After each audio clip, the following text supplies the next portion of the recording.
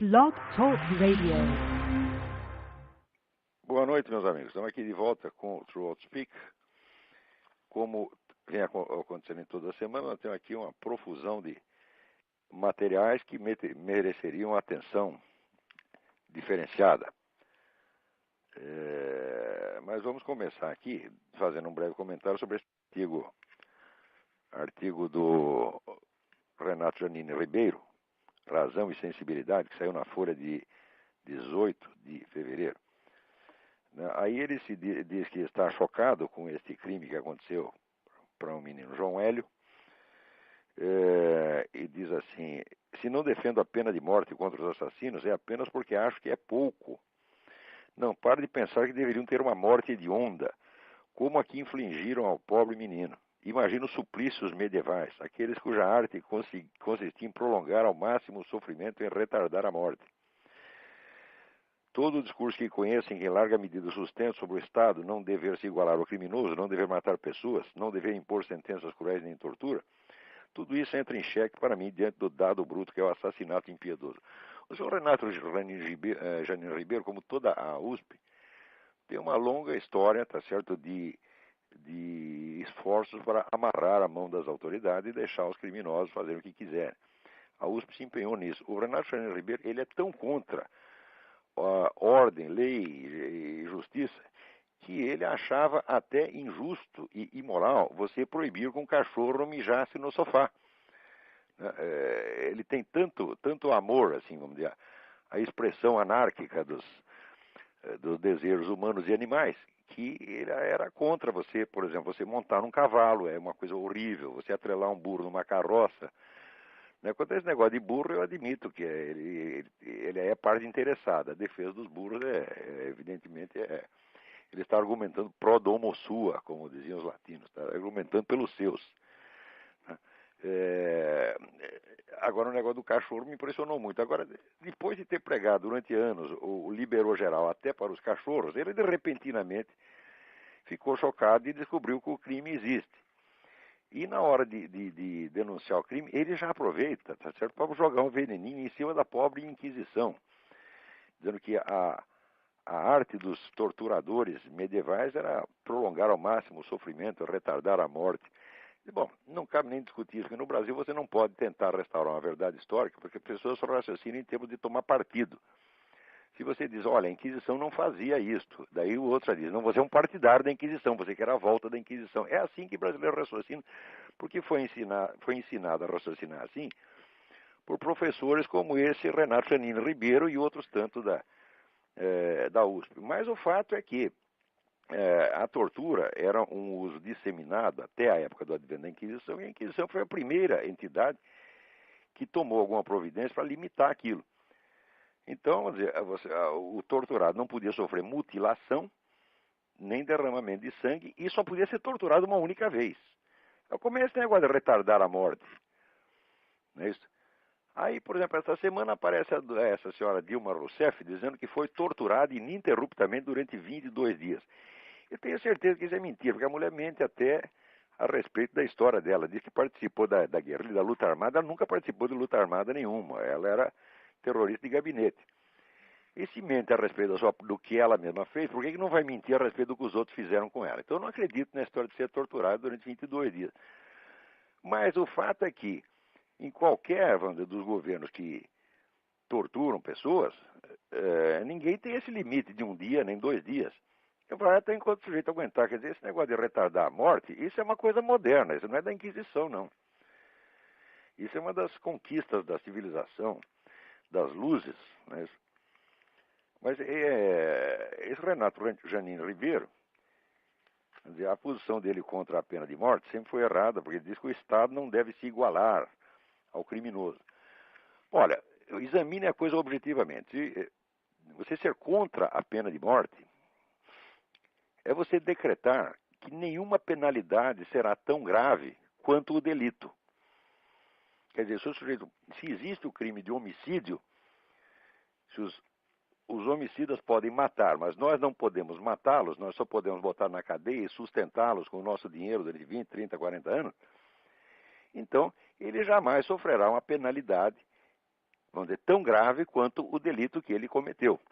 Isso aí já é você, evidentemente, conceder, vamos dizer, ao criminoso uma possibilidade de ação que você nega ao próprio Estado. Então, essa é uma autocastração. Ora, se você pegar a maioria dos grandes filósofos da humanidade, todos sempre foram a favor da pena de morte. Né? Quer dizer, agora, o Renato Janino Ribeiro, ele passa, vamos dizer, da defesa do direito dos delinquentes para o polo oposto. Agora, ele quer que o delinquente seja torturado, que sofra, que arranque unha do sujeito, tá certo? Que lhe põe a granada no rabo. Quer dizer, o sujeito é louco. Quer dizer, o que é isso? E vem dizer aqui que é um intelectual, um pensador. Esse sujeito nunca pensou coisíssima nenhuma. Isso é uma vergonha. Quer dizer, a importância que dão para esse cara no Brasil é uma vergonha. Muito bem. Agora tem aí uma pergunta muitíssimo interessante aqui do William Singh. Ele manda duas perguntas. Primeiro, o que é que eu penso do Paul Feyerabend? Segundo, o que é que eu acho do modernismo? E bom, o livro do Paul Feyerabend, Contra o Método, eu considero um livro extremamente importante pelo aspecto crítico, para ajudar a desmistificar, vamos dizer, este culto do método científico que existe hoje. Tem pessoas que acreditam, vamos dizer, que ciência é a única ciência, no sentido de ciência natural, é o único conhecimento sério que existe, tá certo?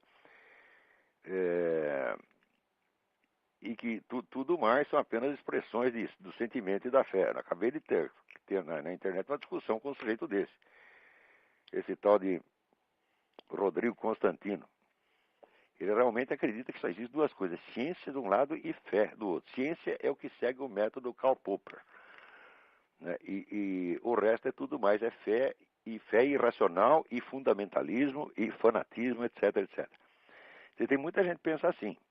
O livro do Paul Feyerabend é bom para mostrar que isso não tem pé nem cabeça. Mas, por outro lado, o Paul Feyerabend também exagera um pouco, no sentido em que ele admite, na ciência, todo e qualquer tipo de argumento, inclusive o argumento retórico e poético. Eu digo, olha, o argumento retórico e poético ele pode ser usado na ciência, mas não como instrumento de prova, nem como instrumento de persuasão. Ele pode ser usado como instrumento heurístico. Aliás, sem o discurso poético e retórico, é impossível você pensar. Em qualquer coisa, qualquer assunto que você pense, você começa a trabalhar aquilo com a imaginação. Tá certo? Depois você faz certas escolhas, dessas escolhas você daí seleciona umas quantas que você vai examinar criticamente e por fim você chega a um critério científico. Então essa é exatamente para dizer que o negócio da teoria dos quatro discursos, em todo e qualquer assunto que você vai estudar, você passa pelas quatro etapas, necessariamente. Então você não pode excluí-las.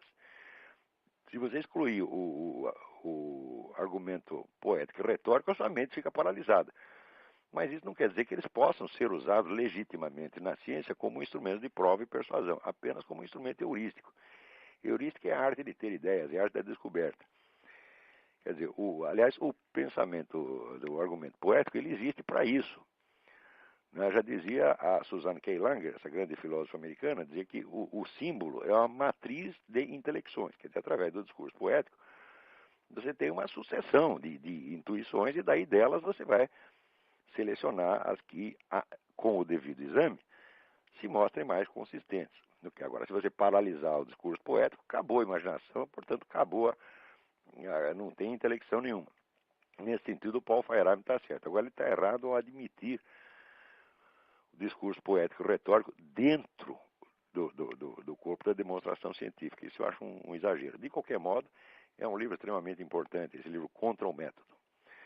Quanto ao modernismo, eu não penso nada, eu não acho nada, mas existe um livro que eu recomendo e que acho que sem ele não dá para entender exatamente o que foi o movimento modernista no começo do século XX. Esse livro chama-se Rites of Spring, Ritos da Primavera, do historiador Modris Eksteins. Eu acho assim, o melhor livro de história que saiu, desde o clássico do Jan Huizinga, O Outono da Idade Média, eu não li uma obra histórica tão impressionante quanto esta.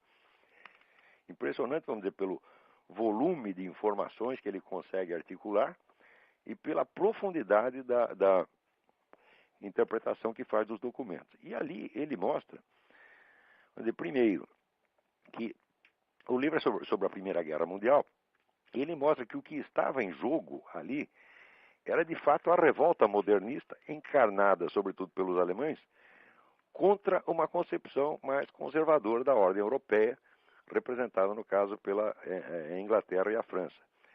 A tese é muitíssimo bem demonstrada, eu acho que não tem como escapar disso.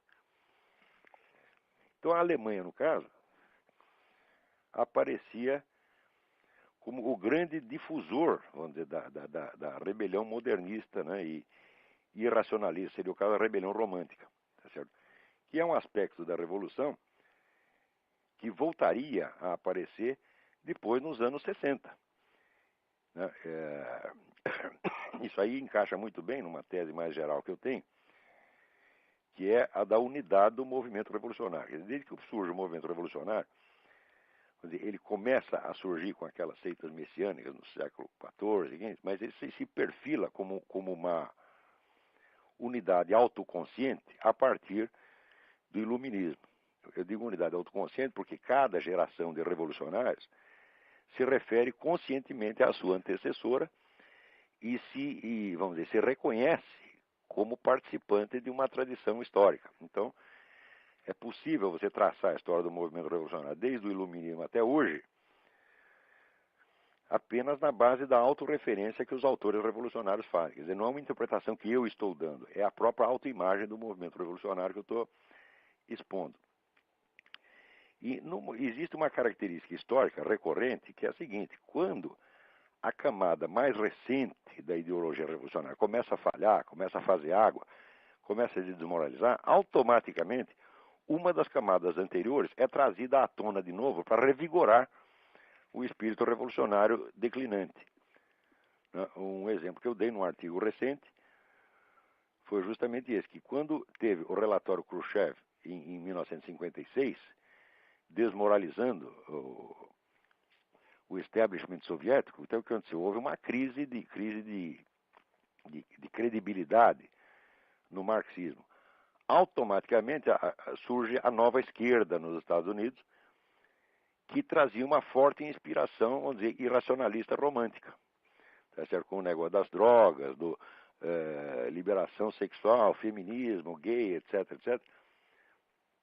Tudo isso fazia parte, vamos dizer, da rebelião romântica. A rebelião romântica, por sua vez, tinha duas fases. A inicial, que foi no começo do século XIX, com Jean-Jacques Rousseau, e o movimento modernista, sobretudo da Alemanha, no começo do século XX, justamente esse a qual está se referindo o Modus Extens. Na Alemanha, na época, havia todos esses movimentos de juventude, liberação sexual, movimento gay fortíssimo na época, né? E o culto das drogas também, tudo isso apareceu na Alemanha nesse período também. Reapareceu na Alemanha nesse período.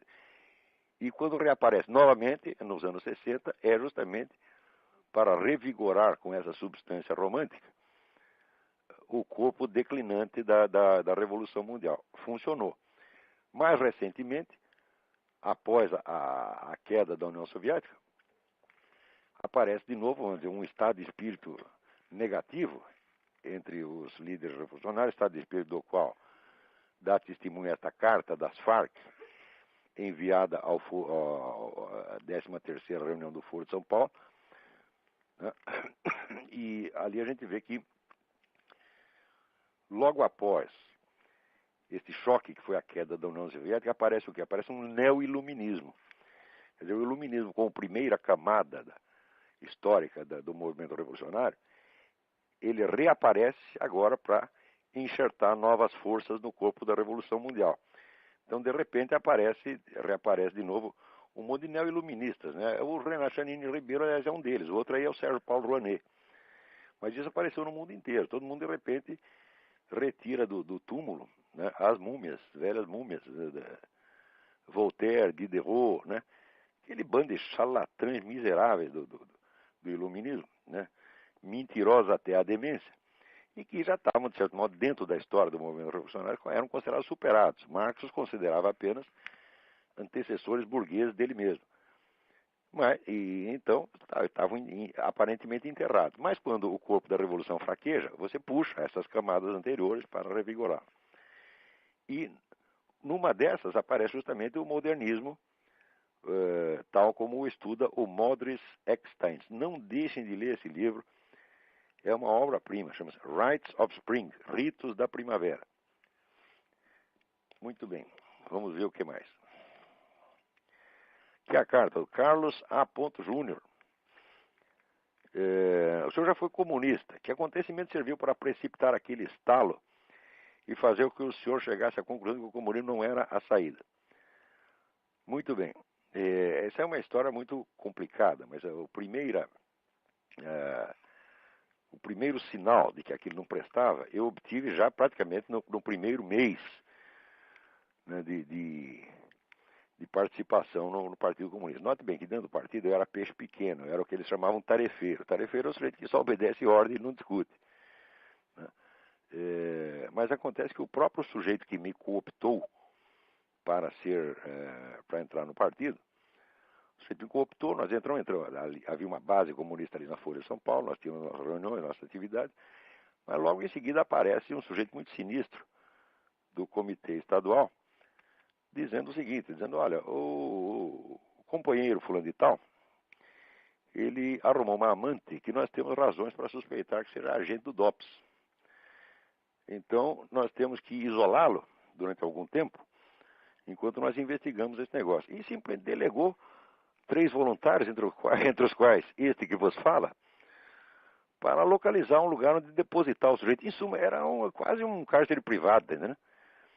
E, naturalmente, nós fomos, não fui eu que achei, mas um dos 3 acabou achando um barraco numa favela, que eu lembro que você andava até o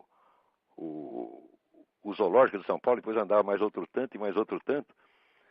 É um lugar que eu nunca mais conseguiria achar. E depositamos o sujeito lá, e de vez em quando íamos lá levar cigarro para o sujeito.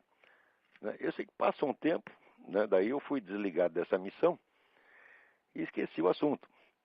Daí estou eu um dia lá nessa época eu trabalhava no jornal Notícias Populares, que é jornal sangrento, que pertencia à Folha de São Paulo.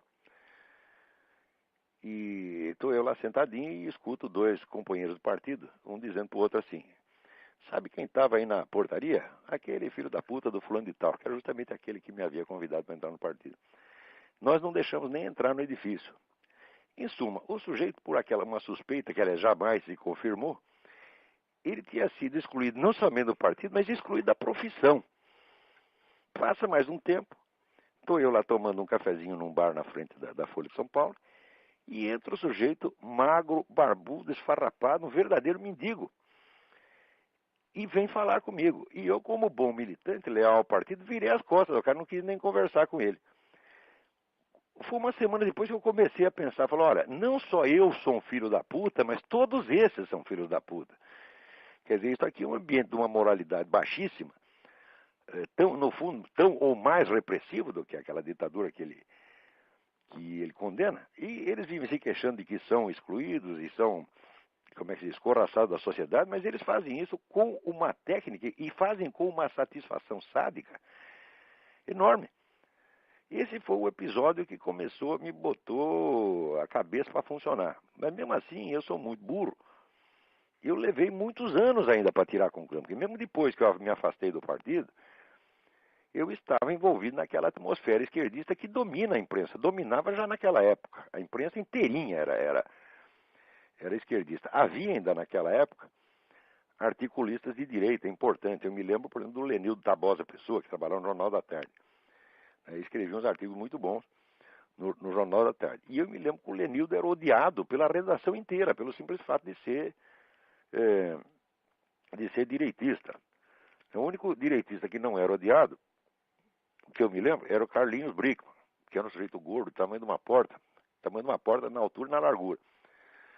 E que era um sujeito tão simpático que ninguém conseguia ficar com raiva dele. Então o perdoavam por ser direitista e até malufista, parece que se dizia. Mas, em geral, a atitude das redações contra pessoas conservadoras era extremamente hostil. Isto já no tempo da ditadura, tá certo?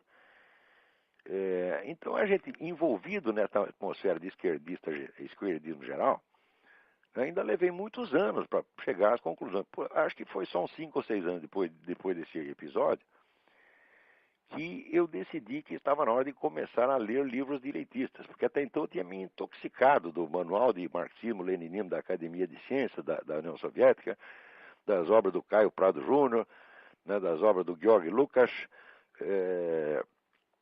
e havia dois autores de muito sucesso na nova esquerda, na época, que eram Paul Baran e Paul Sweezy, os dois. Enfim, tinha uma infinidade de livros comunistas. As obras de Lenin eu li um bocado nesse período. Ou seja, tinha passado 7 anos me intoxicando de comunismo, e daí me deu o estalo. Falei, pô, mas por que eu não leio os caras do outro lado também? Né? Daí que eu comecei a ler alguns pensadores conservadores na medida em que os encontrava. Porque você veja, este pensamento conservador, ele é tão excluído no Brasil que você tem dificuldade até de saber quais são os autores. Quando se publicou, 3 ou 4 anos atrás, o famoso Dicionário Crítico do Pensamento da Direita, feito por 106 professores, pagos a peso de ouro pelo governo brasileiro, o que eles fazem? Todos os autores importantes do mundo conservador estavam excluídos. Então, existe uma barreira, você nem tem acesso a isso, você não chega a saber. Então, eu, com muita dificuldade, fui encontrando um autor ou outro. Você veja, a burrice imperante e que se impregnou na minha pessoa era tão grande que eu levei... 20 anos depois é que eu fui ler, por exemplo, Russell Kirk, que era, vamos dizer, o grande teórico, inspirador aqui da ala conservadora do Partido Republicano. Mas na época eu li, por exemplo, o Ortega y Gasset, eu li o Joseph de Maistre, eu li o que havia, ao alcance. Né? E aos poucos fui vendo que não eram os monstros que se diziam, que é o contrário. Monstro era Georg Lukács, que vivia puxando o saco de Stalin, mudava de ideia sempre que o Stalin mandava, assim por diante. E foi isso que foi mudando gradativamente a minha posição. Eu não consigo nem datar, né, o dia em que, vamos dizer, realmente eu rompi com o esquerdismo inteiro, mas foi gradativo, porque eu lembro que até uns 10 anos atrás eu ainda tinha algum respeito intelectual por autores de esquerda. Hoje não tenho mais respeito nenhum, porque vejo que não merecem. Dizer que Marx é um vigarista é pouco. Marx é um charlatão integral. Tudo que esse homem escreve é falsificado, cada linha.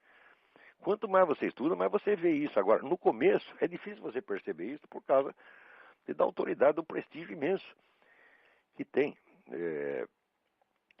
Agora, quanto tempo leva, vamos dizer, um jovem brasileiro para ele escapar dessa atmosfera que é dominante e imperante, que está por toda parte, e começar a raciocinar? Né? Quer dizer, isso é que nem o peixe. O peixe não consegue saber o que é água porque ele nunca esteve fora da água, então não tem meio de comparação. Isso, para um estudante brasileiro, é um dos maiores desafios. Vamos lá.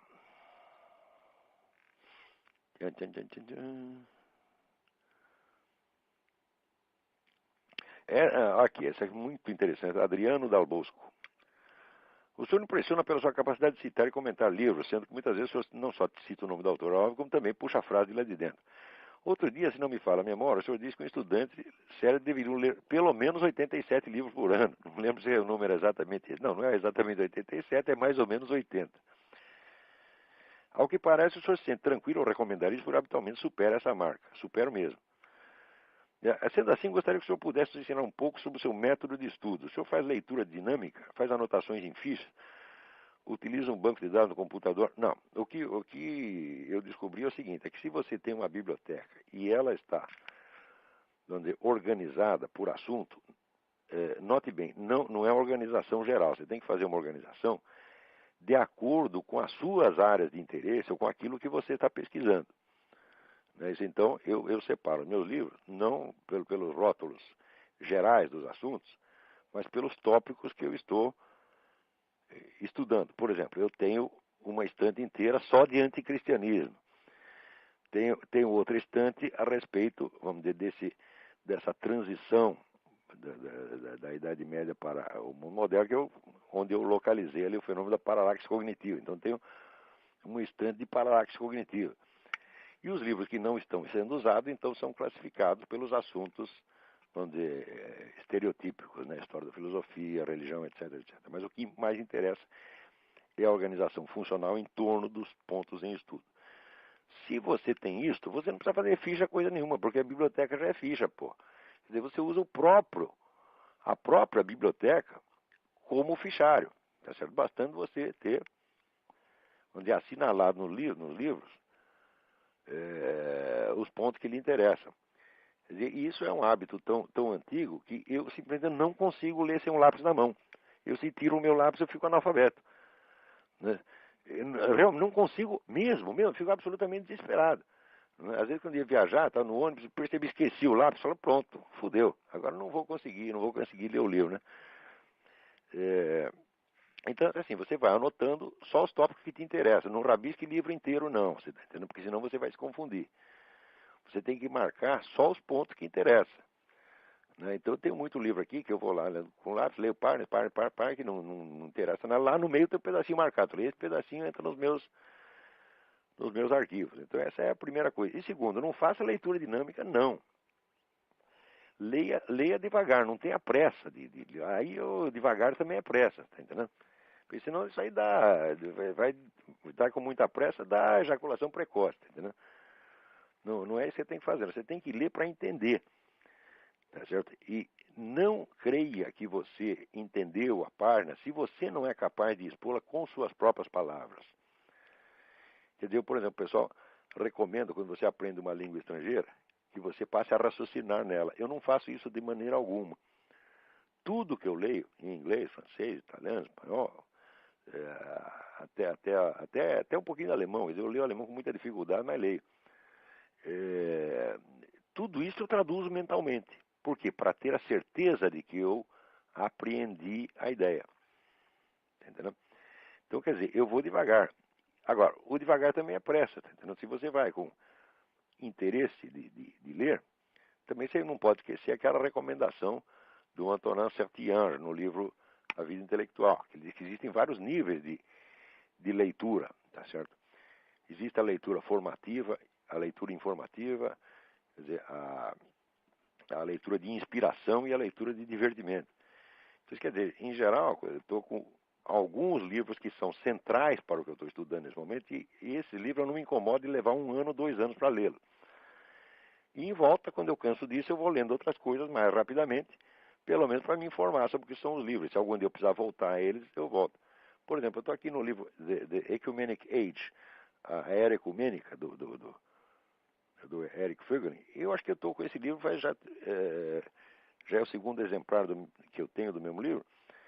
Eu estou lendo esse livro faz uns 3 ou 4 anos, porque toda hora eu volto a ele. Tá entendendo? Tanta coisa que tem lá dentro, e cada vez que eu volto lá, eu descubro que tinha maiores profundidades que eu não tinha pegado. Outra coisa que eu recomendo para você é o seguinte: não discuta com o autor enquanto você está lendo. Aceite tudo como se fosse a mais pura verdade. Tá certo? Quer dizer, raciocine como ele. Faz como você faz quando vai ver um filme. Um filme, o que é? Você assistir um filme é como se fosse um sonho. É você que está sonhando. Quer dizer, na hora que você vê aquelas imagens fluindo, você está assistindo aquilo como se você estivesse sonhando. Então você assume o sonho, você não critica o sonho. Né? Depois que você acorda, que você vai ver se aquilo é possível ou não é possível. Então, eu, quando estou lendo o livro, eu me deixo impregnar inteiramente por ele, sem medo de ser enganado. Por quê? Porque se o sujeito estiver enganado, isso aí vai aparecer mais cedo ou mais tarde. No mínimo, você lendo vários livros, você se deixando impregnar por influências diferentes, elas mesmas, elas se compensam umas às outras, tá entendendo? Então, vamos dizer, a confiabilidade, a ausência de desconfiança é muito importante. Então, é mais importante você saber onde o autor tem razão, não importando se ele é Karl Marx, São Tomás de Aquino, Eric Fögling ou Aristóteles. Né? Outra coisa, que até a minha mulher está me lembrando, passou aqui um bilhetinho. Lembra, quase, vamos dizer, uns 80% do que eu estudei na vida foi assim, em intervalo de trabalho, em ônibus, em sala de espera. Onde quer que eu vá, eu tenho horror de fila, eu tenho horror de ficar esperando sem fazer nada. Então eu ando com 2, 3 livros para todo lugar que eu vou por uma mera questão de precaução. Vai que o nego me bota numa fila, eu já tenho o que fazer. Né? Então, vamos dizer, esse trabalho constante. Né? E tudo depende, no fim das contas, a coisa fundamental em qualquer estudo é o interesse verdadeiro, tá certo? É que determina a sua capacidade de estudo. Não é o seu QI, tá certo?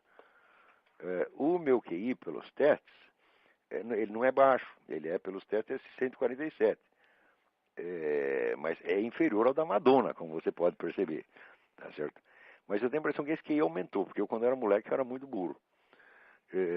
Mas o interesse verdadeiro de saber, ele torna você inteligente, entendeu? Se você quer saber mesmo, ninguém segura, entendeu?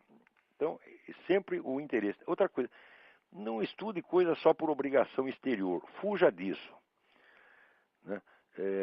Só estude aquilo que você tem realmente interesse. Bom, esse não é um método, é apenas algumas dicas soltas, tá bom? Espero ter ajudado em alguma coisa.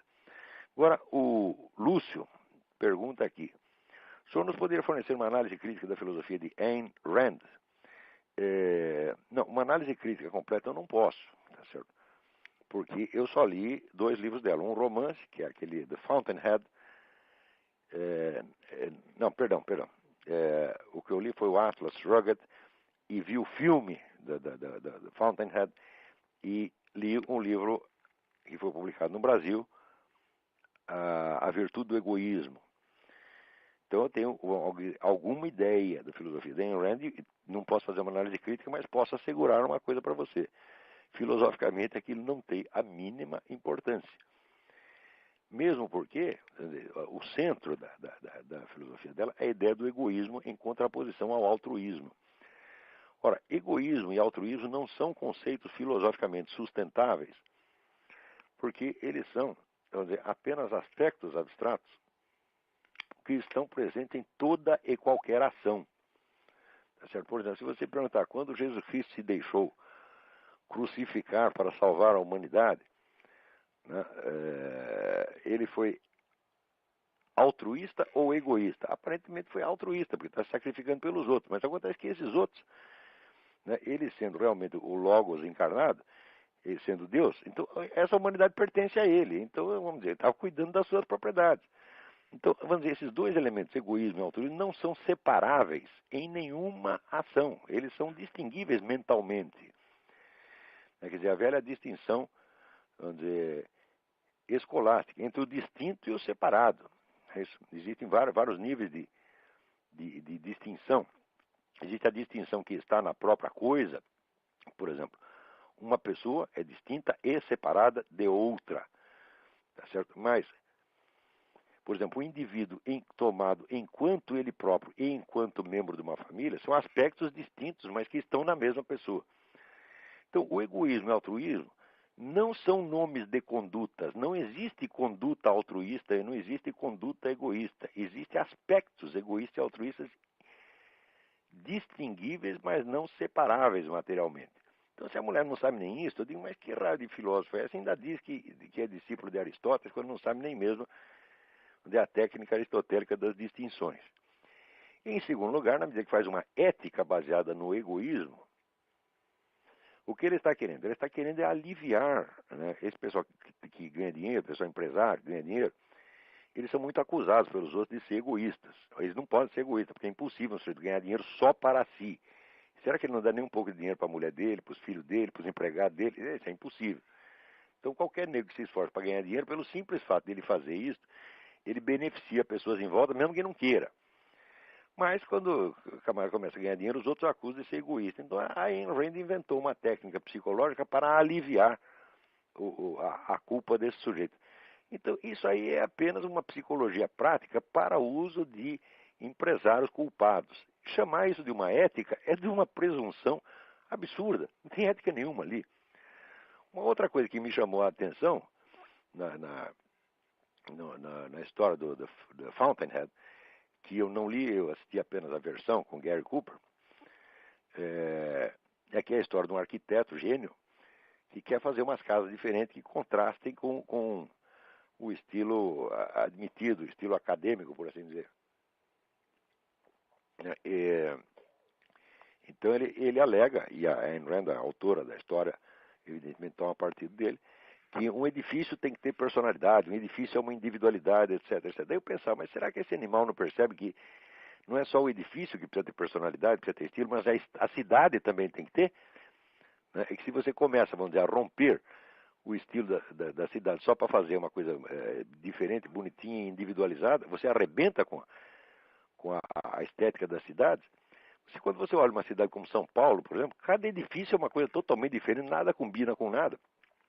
E por isso São Paulo é tão feia. Agora, quando você percorre essas cidades americanas, onde as pessoas são fiéis ao estilo mais tradicional, e quando elas inventam alguma coisa, inventam dentro daquele estilo, as cidades são maravilhosas.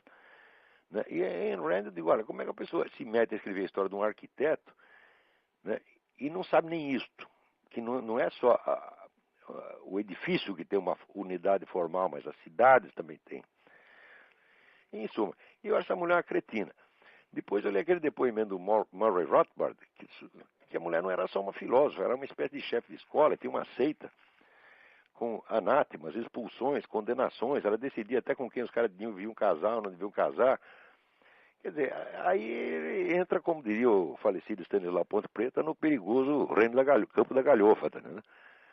Isso a Ayn Rand, como filósofa, é uma gozação, você tá entendendo? E eu sei, por experiência própria, por ter visto, pessoa que essa seita da Ayn Rand é uma escola de monstrinhos, é uma fábrica de monstrinhos, as pessoas ficam idiotas com isso aí. Então, temos que ler alguma coisa dela porque é uma personagem influente. Nós não podemos ignorar o que ele fez, mas valor mesmo não tem nenhum.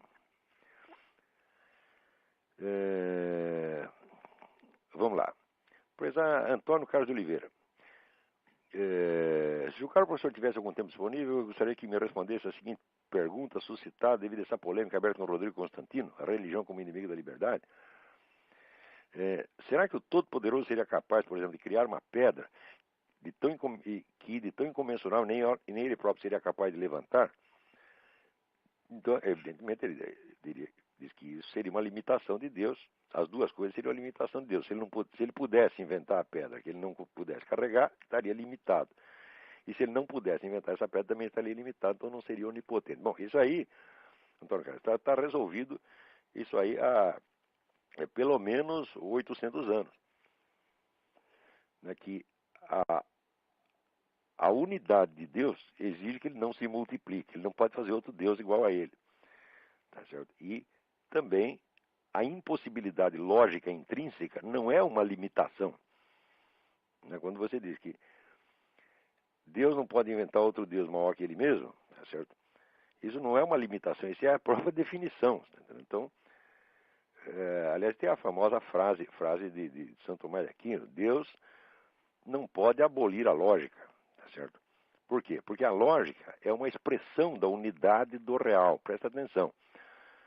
A lógica hoje em dia se entende apenas como disciplina formal, quase linguística, mas isso está totalmente errado. Não seria possível existir lógica sem partir da ideia da unidade do real. E essa unidade do real é a própria unidade de Deus. Então a lógica é uma expressão da unidade metafísica, da unidade do infinito metafísico, é da unidade do próprio Deus. Então, é evidente que tudo aquilo que é ilógico, isso aqui tem uma impossibilidade intrínseca. A impossibilidade de realizar o impossível não é uma limitação. Vamos ver.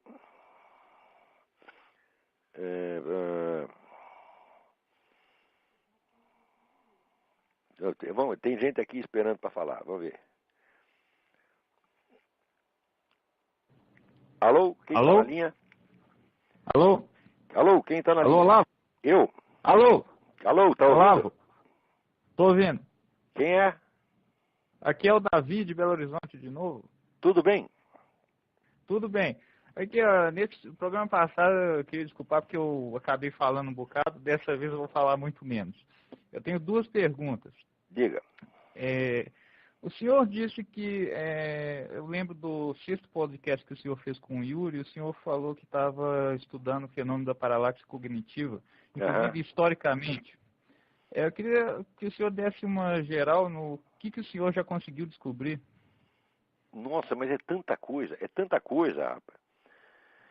Quer dizer, a paralaxe cognitiva eu defino como, vamos dizer, a diferença, o afastamento entre o eixo da construção teórica e o eixo da experiência real do indivíduo que está fazendo essa construção. Então, a partir de um certo momento na história, ocorre uma ruptura dentro do pensamento ocidental, que é a seguinte: antes, os filósofos antigos e medievais até uma certa época, eles estavam crentes de que eles existiam dentro da realidade, dentro de um cosmos, de que eles faziam parte desse cosmos, tá certo? E sabiam que não podiam sair de fora do cosmos para observá-lo como de fora. Tá? De repente, a filosofia começa a raciocinar exatamente assim, quer dizer, como se o cosmos fosse um programa de televisão que você está assistindo. Tá certo? Então, isso evidentemente provoca uma distorção de percepção. Não é possível você datar. Eu tenho tentado ver onde é que começa isso, mas eu vejo, por exemplo, que isso já estava presente em Guilherme de Ockham. Não pela teoria nominalista dele, não por isto, mas quando ele proclama a universalidade do empirismo como critério da verdade. Você verá, na realidade da nossa vida, aquilo que nós podemos testar por experiência é ínfimo, é só um pedacinho, tá certo? Então, Aristóteles dizia que todo conhecimento vem de outro conhecimento, que provém de outro conhecimento, e de outro, e de outro, e de outro. Ou seja, existe uma tradição de conhecimento na qual você se insere, você é apenas mais um. E você vai examinar só um pedacinho do conjunto e vai acrescentar o seu pedaço lá. De repente, o Ockham coloca o filósofo como se fosse um fiscal da ciência universal, que tem que, vamos dizer, colocar tudo em teste. Então, o empirismo, ele é fácil de você proclamar o empirismo, mas é impossível de você praticá-lo. Você só pode ser empirista com relação a uma parte ínfima da realidade. E, evidentemente, o Ockham não percebe isso. Ele acredita que ele é empirista. Já deu qualquer sujeito que diga que é empirista, ele está mentindo. Ele só pode ser empirista com relação a um pedacinho da realidade. O resto ele vai aceitar, vamos dizer, consensos tradicionais, ou o que é pior, até consensos contemporâneos.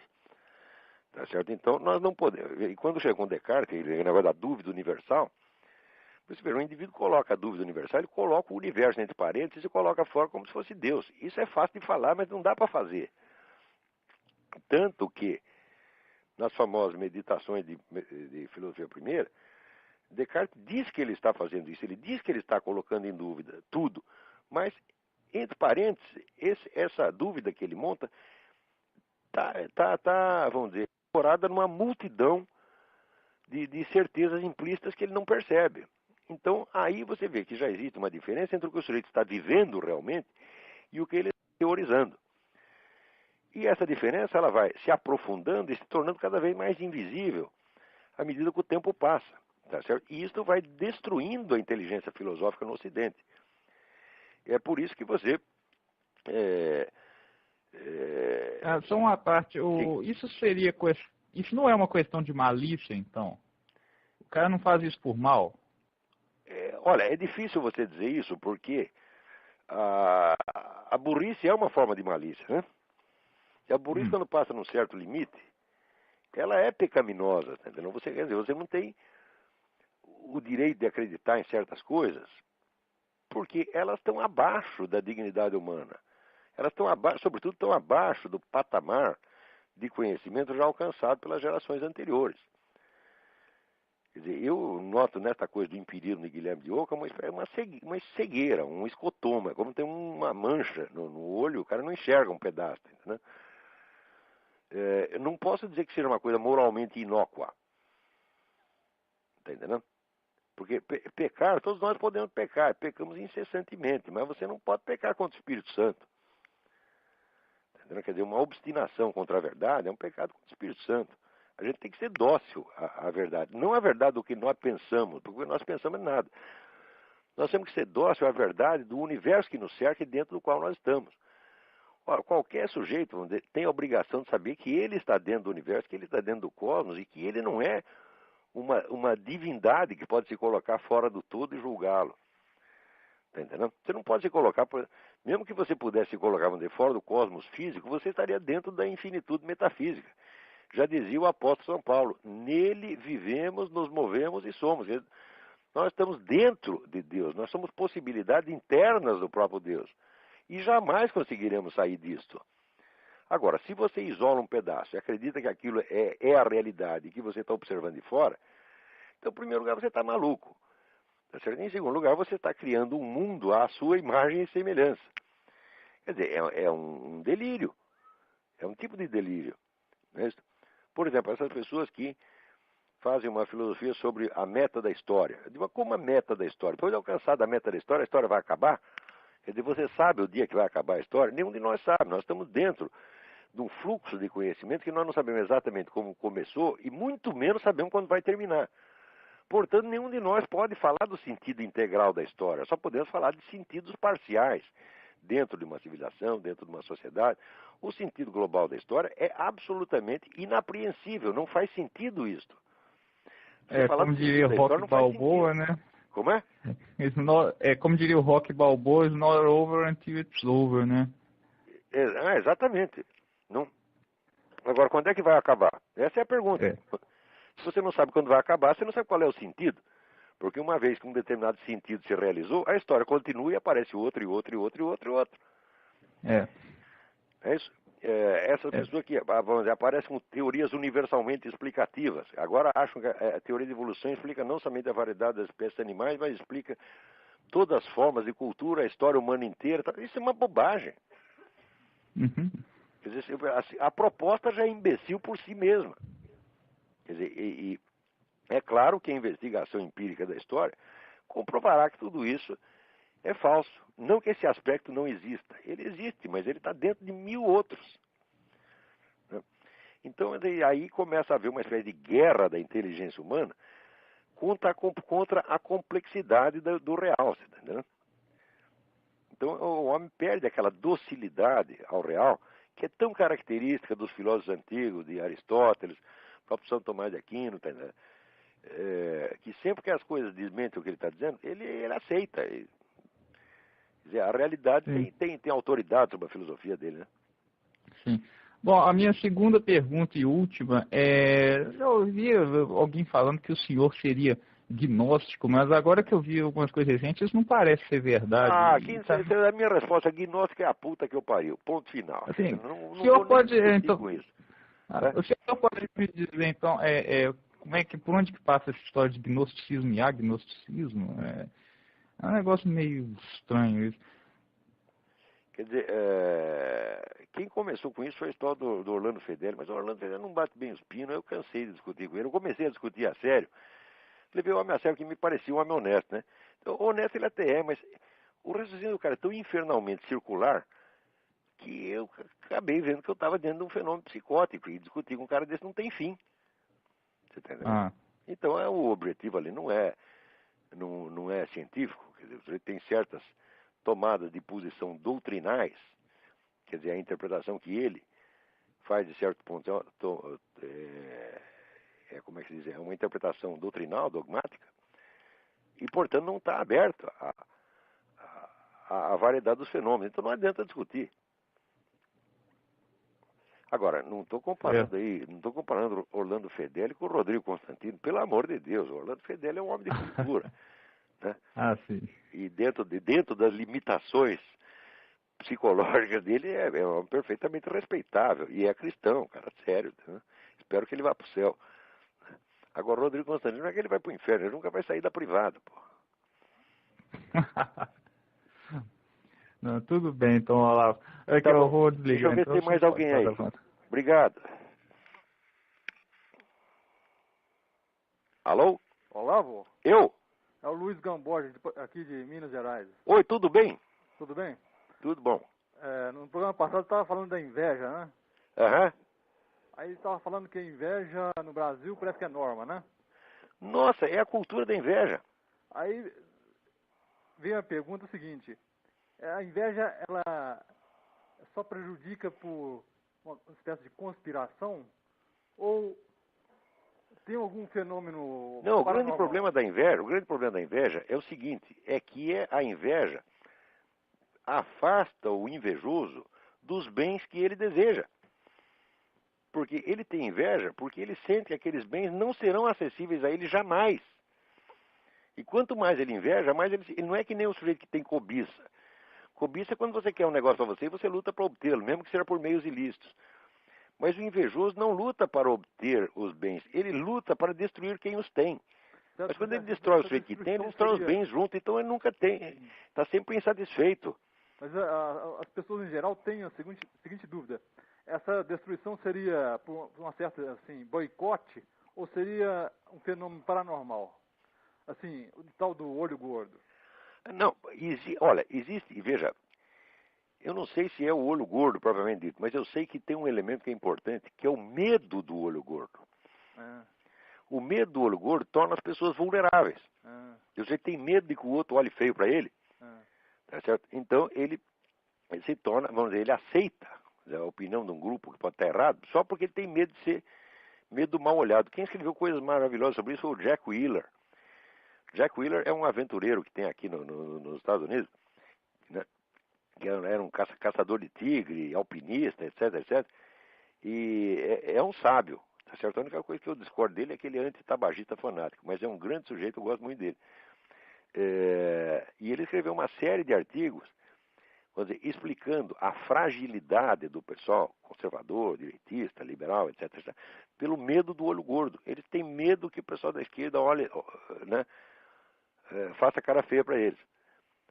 E o medo do olho gordo é um dos grandes mecanismos de controle social que existe hoje. Então é a criação própria da mente da pessoa, né? Agora, pode haver um elemento espiritual aí na origem remota disso, a origem civilizacional disso, tá entendendo? Mas no caso individual não precisa ter nenhum mecanismo espiritual específico, porque já é um mecanismo, um automatismo que existe dentro da própria sociedade, já está consolidado. Né? A gente vê o seguinte, quando aparece um palhaço que nem esse governador de São Paulo, esse Cláudio Lembo, né? Tentando se fazer de bonzinho, falando mal da elite, a que ele mesmo pertence, é porque ele tem medo do olho gordo. Tem medo que o pessoal esquerdista olhe ele mal, pense mal dele. O sujeito que não quer que os outros pensem mal dele, ele já está perdido, já está amarrado, porque vão pensar necessariamente. Mas se eu fizer questão de agradar, olha aqui, eu faço a questão de agradar a minha família, de agradar a Deus em primeiro lugar, de agradar minha família, de agradar meus amigos, os outros eu quero que se fodam, tá entendendo? Eu não estou afim de agradar todo mundo. Eu não sou tão lindo assim que deva ser amado pela humanidade, tá entendendo? Eu me conformo em receber só aquele pouquinho de amor que o ser humano necessita. Né? A opinião dos outros, pode ter milhões de Rodrigos Constantinos, né, que vão lamber sabão, tá entendendo? Eu não estou querendo que todo mundo me ame. Se você quer que todo mundo te ame, você termina que nem o Hitler. Então o que é o Hitler? É um caso, vamos dizer, de carência afetiva monstruosa, quer ser amado pela humanidade. Né? Tirando os judeus, evidentemente. Ele diz, olha, eu jogo o judeu no lixo, os outros têm que me amar. O senhor falou, você falou de uma origem civilizatória, né? Onde é que a gente pode buscar isso? Esta é uma fragilidade humana, vamos dizer, que você não consegue explicar por motivos sociais, porque ela é universal. Seria cosmológico. Então você só vai encontrar explicações de ordem espiritual mesmo, quer dizer, uma fragilidade intrínseca da alma humana. Você está entendendo? Que a expõe a ser continuamente explorada e ludibriada, tá certo? Ou por pessoas de más intenções, ou até por seitas demoníacas, que dominam massas inteiras de pessoas nessa base. Eu tenho um caso na família assim. Porque quem não tem? E quem não tem? Todo mundo tem. Bom, espero que tenha respondido pelo menos um pouco da sua pergunta. E tem mais gente na fila aí. Deixa eu falar com os outros então. Obrigadão, hein? Obrigado. Alô? Alô? Alô? Alô? Quem está aí? Quem está falando? Aqui é o Luiz Afonso, Olavo. Luiz Afonso, de Portugal? De Portugal. Mas que maravilha. Na outra vez caiu a ligação, não consegui mais completar na outra semana. Mas a minha pergunta é a seguinte, eu estou aqui em Portugal e eu tenho uma filha de 8 anos no Brasil. Minha pergunta é como orientar a educação dela, pelo fato de eu estar aqui, e também que me preocupa que ela hoje estuda em colégio particular no Brasil, mas mesmo assim eu vejo que tem doutrinação ideológica. Luiz, eu vou ser sincero com você, desculpe a minha brutalidade, mas dentro do Brasil não tem saída. É só se as pessoas se unirem, as pessoas que percebem esta coisa absurda, a situação absurda, elas tinham que se unir e elas montar escolas do jeito delas.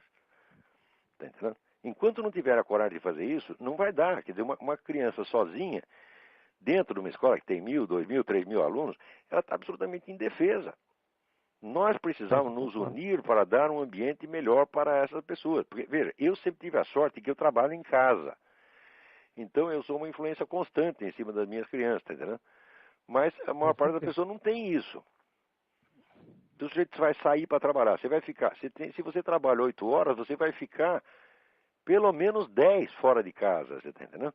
E durante esse tempo, a sua criança está sob a influência da escola, da televisão, da vizinhança, né, do grupo de amigos, que é a pressão mais forte. Então, se não criarmos estruturas grupais, coletivas, para defender nossas crianças disso, como fazem aqui nos Estados Unidos, elas estão liquidadas. Essa é que é a verdade. Então, você quer um conselho, né? Leva a sua menina para Portugal e eduque a você mesmo. Quer dizer, não estou dizendo para fazer o homeschooling, porque o homeschooling não é permitido em todos os países. Não sei em Portugal como é. Aqui é totalmente permitido, né? Aqui tem um monte de gente que fez na base do homeschooling, né? Seja, mesmo se ela trazê-la para cá, eu vou ter que neutralizar a influência também da escola aqui, que tem uma série de elementos muito parecidos com... Claro, nós temos que, não adianta cada um ficar... Veja, se existe um ataque geral, onipresente e coletivo, a defesa contra isso tem que ser coletiva também. O pessoal tem que se organizar e dizer, olha, não queremos essa porcaria de ensino para as nossas crianças, então nós vamos bolar em cima do nosso modo. Mas por que esse pessoal conservador, liberal, então não trata de fazer isso? Entendeu? Quer dizer, não adianta nada a gente reclamar e não fazer nada. Quer dizer, tentar produzir um ensino melhor é algo que eu não me limitei apenas a criticar a Universidade Brasileira. Eu criei uma alternativa e provei que a alternativa funciona. Porque qualquer aluno meu de filosofia com 2 anos de estudo comigo dava baile em professor da universidade. Tá certo? Quer dizer, eu provei que não apenas falei mal do que estava errado, mas tentei fazer uma coisa melhor e a coisa melhor funcionou. Você mesmo é testemunha disso. Sim. Agora, fazer isso só no âmbito universitário é pouco. E além do mais, só tinha um nego fazendo, que era eu. Então tem que fazer desde a escola primária, tá entendendo? Eu não sou muito bom nisso, eu não posso dar grandes sugestões nisso, porque eu não sou bom para educar criança. Eu sei educar as minhas crianças, dentro das circunstâncias domésticas. Numa escola, eu estaria no mato sem cachorro, não sei o que fazer para uma escola de crianças, mas deve haver gente qualificada para isso. Tá entendendo? Então, a minha sugestão é essa, reúnam-se, tá certo? Ou em Portugal ou no Brasil, reúnam-se com outros amigos, conservadores, liberais, e olha, nós precisamos dar um ensino melhor para as nossas crianças, não adianta a gente ficar xingando o ensino público, tá certo? Nós temos que criar alternativa. Quer dizer, não adianta a gente criticar o mal se a gente não faz o possível para fomentar o bem. Não, isso não interprete isso como uma crítica, não. Não estou criticando as pessoas. Estou dizendo apenas que elas têm que acordar para essa possibilidade que elas têm. Eu tive tantos alunos que estavam na cara que tinham um talento para ensino, tá certo? Talento pedagógico, tem vocação para o ensino, então se reúnam. Agora, o problema de brasileiro é que brasileiro pode ter vocação para qualquer coisa, mas vocação para juntar com os outros e colaborar, não tem. Na Brasil, você junta 3, já começa um a puxar o tapete do outro, entendeu? Isso é que é dificuldade. A competitividade já... O brasileiro acha que o capitalismo americano é que é competitivo e malvado. Não, competitivo é o Brasil, rapaz. Aquilo ali é o caranguejo no balde. O caranguejo está querendo sair do balde e o outro puxa a perna dele, entendeu?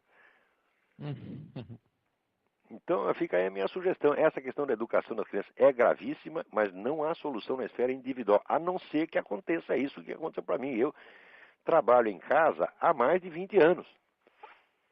Tá certo? Então, vamos dizer, as minhas primeiras crianças não puderam se beneficiar tanto disso, da minha presença. Mas os mais jovens puderam. Okay. Sabe que isso acontece não só na escola pública, mas na escola particular, que é o caso... Mesmíssima coisa. Ou seja... Não tem para onde fugir, né? No Brasil não tem para onde fugir. Não tem. Aqui tem muita escola boa, tem a possibilidade da homeschooling. Né? Aqui você se livra disso. Até a minha filha acabou de fazer, fez exame secundário pela internet. Tá entendendo? Então você vai tirar o diploma imediatamente. Isso aí dá para fazer aqui. Nos Estados Unidos, os Estados Unidos ainda são a terra da liberdade. O brasileiro não sabe o que é liberdade, nunca experimentou, nunca sentiu o gosto. Tá entendendo? Mesmo quando vem aqui, o idiota se fecha num hotel, tá certo? Ou fica convivendo só com o brasileiro e não entende não entende a sociedade americana. Mas isso aqui é uma delícia, rapaz. Isso aqui mesmo, por mais safadeza que exista, você sempre tem um meio de defesa contra ela. Aqui, quer dizer, a liberdade não te é oferecida assim de bandeja, não. Você tem que lutar por ela, mas aqui eles te dão os meios de lutar. Meu plano é trazer minha filha para cá, mas isso vai demorar um tempo ainda, até que eu tenha essas condições para que... Então, reze por ela dia e noite. A oração funciona, meu Deus do céu. Não, com certeza. Eu tenho provas pessoais, eu sou o fruto da oração. Eu já entrei em tudo quanto é encrenca na vida, tá certo? E na hora H, tá certo? Eu orava e Deus me tirava da encrenca, tirou de encrencas absurdas, tá entendendo? eu sei que isso existe, eu sei eu não posso, se eu negasse isso, estaria negando a minha experiência de vida. Agora, as pessoas não querem arriscar, não querem nem tentar, porra, assim não dá. Né? Fica os caras de fora, dizendo, não, Deus não existe, isso é tudo besteira. Fala, bom, você não sabe de nada, você nasceu ontem, porra. Né? Acha que sabe tudo. Tá certo, só uma outra coisa. Tu falasse nisso do programa sobre o livro The Rites of Spring. Ele foi lançado no Brasil. Foi lançado no Brasil? Com o título A Sagração da Primavera. Não está errado, não. Se botasse ritos da primavera, o pessoal não ia saber o que é. E de fato o título é uma alusão, né, à música do Stravinsky, A Sagração da Primavera. Que ele dá como uma espécie de resumo simbólico de toda a rebelião anárquica modernista. Perfeito. Mas se saiu no Brasil, isso é uma grande notícia. Alguém deve ter lido a minha sugestão no meu artigo e aceitou.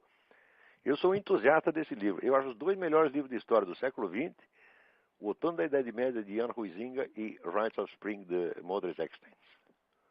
Então tá bom, eu sou obrigado a encerrar o programa agora, acabou o nosso tempo. Muito obrigado a todos, grato pela atenção. Até a semana que vem. Tchau, tchau. Até, tchau.